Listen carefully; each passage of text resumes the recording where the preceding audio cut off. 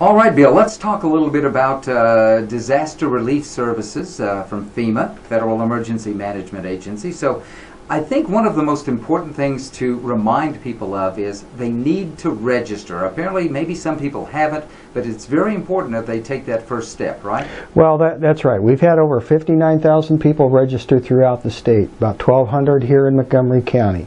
But still, we anticipate there are people out there that have not registered for many different reasons. Now, there is a deadline. We don't know specifically when it is, but it's usually 60 days after a disaster is declared, and the disaster was declared on May 4th.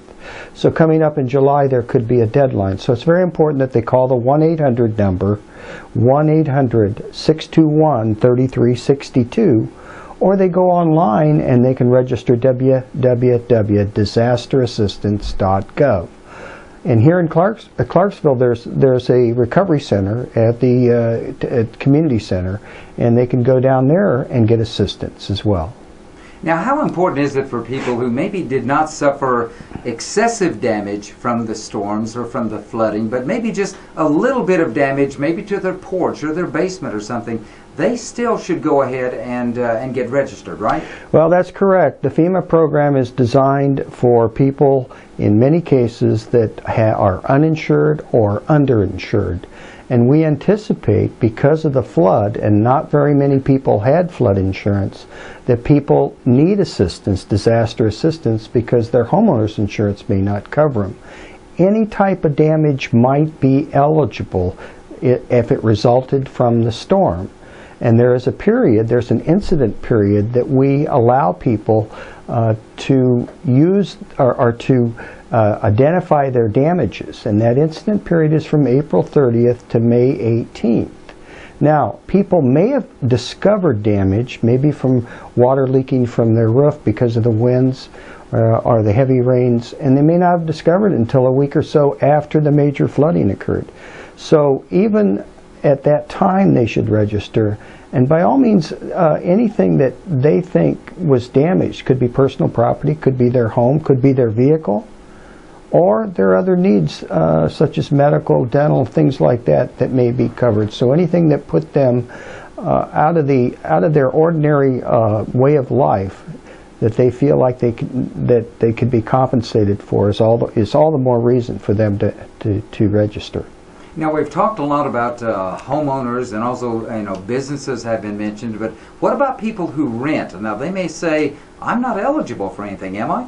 Well, renters are eligible. They could be eligible. Now, of course, they don't own the property, and in most cases we're talking about homes or residences and things like that. But their personal property, clothing, their TV, their car, anything that is related to personal property, they may be eligible for, and that's why they need to register with FEMA. Also, in addition to that, not only renters, but homeowners and businesses. There's the Small Business Administration, which works with FEMA on this. And they provide low-interest loans. FEMA provides grant money. Grant money you don't pay back. Low-interest loans, on a loan you do pay it back, but it's very low, a low percentage amount. And renters, homeowners, businesses could all be eligible for that, and that's why they need to start the process by registering with FEMA. Now, once they start this process and they have registered, if they get a letter back from FEMA, I know it's very important that they look at that letter, because it may not be a letter of denial. It just means that maybe they need to supply more information, right? Yeah, in most cases they're going to get to one thing. They're going to get a Small Business Administration package that they need to fill out. Even if they don't think that they may use it at all, it's important to fill it out, and there are reasons for that.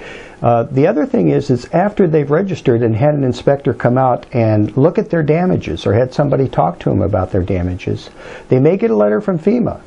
And it may sound like they're ineligible, but in many cases it's just something that's missing off the application in the registration process.